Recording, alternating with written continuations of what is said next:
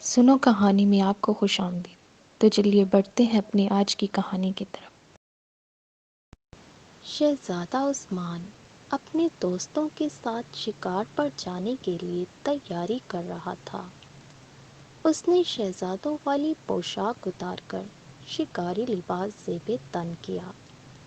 چمچماتا تیز دھار 2 دھر والی خنجر کمر میں اڑسا، تیروں سے بھرے ترکش کا جائزہ لیتے ہوئے کمان اٹھائی اور کمرے سے نکلنے ہی والا تھا کہ دروازے پر پڑا پردہ ہٹا اور اس کی چھوٹی بہن شہزادی ثریا کمرے میں داخل ہوئی۔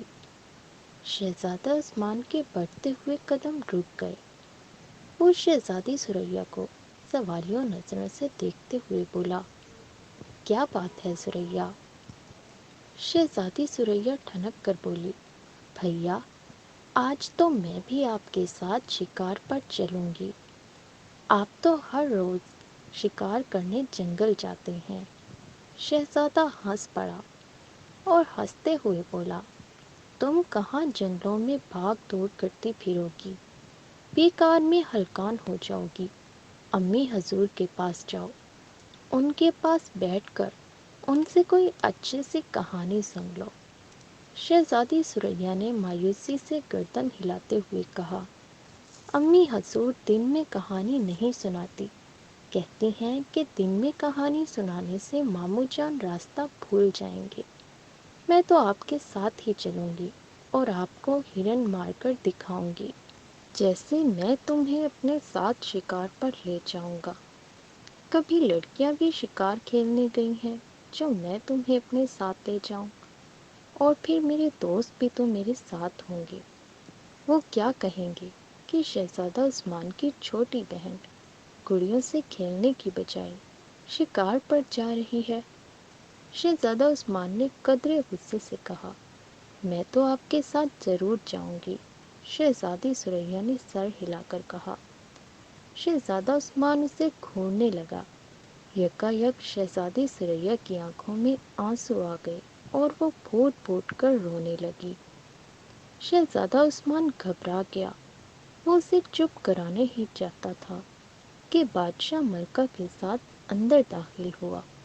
شہزادی ثریا کو روتے ہوئے دیکھ کر ملکہ نے آگے بڑھ کر پوچھا، ثریا بیٹی کیا بات ہے، تم رو کیوں رہی ہو؟ ثریا نے کوئی جواب نہیں دیا۔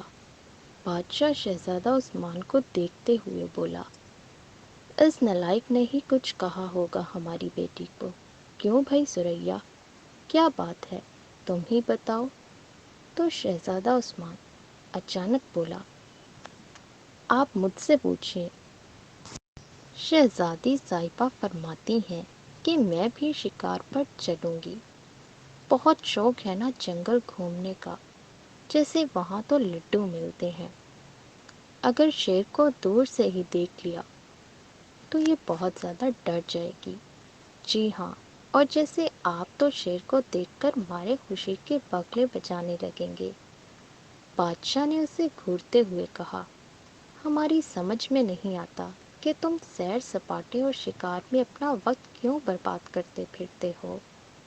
ہم بوڑھے ہونے لگے ہیں، سر کے بال تیزی سے سفید ہو رہے ہیں، اوپر اور نیچے کے 2 دانت ہلنے لگے ہیں۔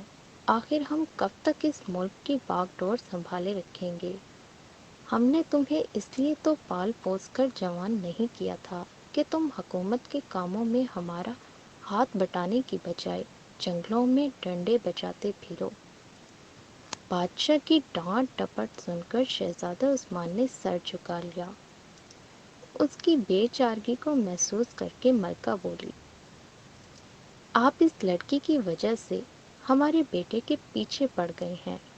پھر اس نے شہزادہ عثمان سے کہا، بیٹا تم جاؤ، مہمان خانے میں تمہارے دوست تمہارا انتظار کر رہے ہیں۔ شہزادوں کا تو یہی کام ہے کہ گھومیں پھریں اور شکار کھیلیں۔ شہزادہ عثمان سر جھکا کر تیزی سے باہر نکل گیا۔ بادشاہ نے کہا، اس لڑکے کو بگاڑنے میں سب سے زیادہ تمہارا ہاتھ ہے۔ اتنی عمر کٹ گئی ہے اور بقیہ بھی میری عمر گزر ہی جائے گی۔ تم اور وہ دونوں ایک دن پچھتاؤ گے۔ بادشاہ نے انتہائی غصے میں ملکہ سے کہا۔ جنگل میں شہزادہ عثمان کے دوستوں کے کہکے گونج رہے تھے۔ وہ لوگ دوپہر کے کھانے سے فارغ ہو کر اب دریا کے شفاف پانی میں نہا رہے تھے اور ایک دوسرے پر پانی بھی ڈال رہے تھے اور پھر زور زور سے کہکے لگاتے۔ شہزادہ عثمان کنارے پر بیٹھا ہوا ان کی حرکتوں سے لطف اندوز ہو رہا تھا۔ جی تو اس کا بھی چاہ رہا تھا کہ وہ خود بھی دریا میں کود کر خوب مزے سے نہائے، مگر ملکہ نے اسے تنبیہ کر رکھی تھی کہ وہ دریا وغیرہ میں کبھی بھی نہانے کی کوشش نہ کرے، کیونکہ ایسے موقع پر دوستوں کی شرارتوں کے سبب جان سے بھی ہاتھ دھونا پڑ جاتا ہے۔ وہ لوگ شکار سے اکتا گئے تھے۔ دوپہر کے کھانے کے بعد وہ لوگ دریا کے کنارے آن بیٹھے تھے۔ پھر تجویز یہ ٹھہری کہ نہایا جائے۔ شہزادہ عثمان نے اس تجویز کی مخالفت بھی کی اور اپنے دوستوں کو یہ بات سمجھانے کی کوشش کی کہ حمام سے بہتر نہانے کی کوئی اور جگہ نہیں ہوتی، کیونکہ وہاں ڈوبنے کا کوئی خطرہ بھی نہیں ہوتا۔ تو پھر ٹھیک ہے، تم لوگ دریا میں نہاؤ، میں کنارے پر بیٹھ کر تم لوگوں کو دیکھتا ہوں۔ تو دوستوں نے کہا ٹھیک ہے، اور وہ سبھی دوست دریا میں نہانے لگے۔ تھوڑی ہی دیر بعد اس کے دوست تہرتے ہوئے دور نکل گئے اور شہزادہ عثمان وہاں پر تنہا رہ گیا۔ اس کی سوچ کا دھارا یکایک اپنے محل کی طرف مڑ گیا۔ اسے اپنے باپ کی باتیں ایک ایک کر کے یاد آنے لگی۔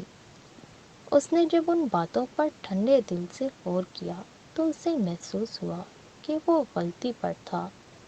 ماں باپ اپنے بچوں کی پرورش اسی لیے کرتے ہیں کہ جب وہ بڑے ہو جائیں تو ان کی اولاد ان کا سہارا بنے۔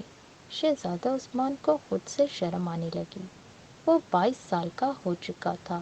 اگر وہ چاہتا تو حکومت کے انتظامی معاملات میں اپنے باپ کا ہاتھ بٹا سکتا تھا۔ اس کے باپ نے صحیح معنوں میں اپنی رعایا کی خدمت کی تھی، رعایا کی بھلائی اور بہتری کی خاطر۔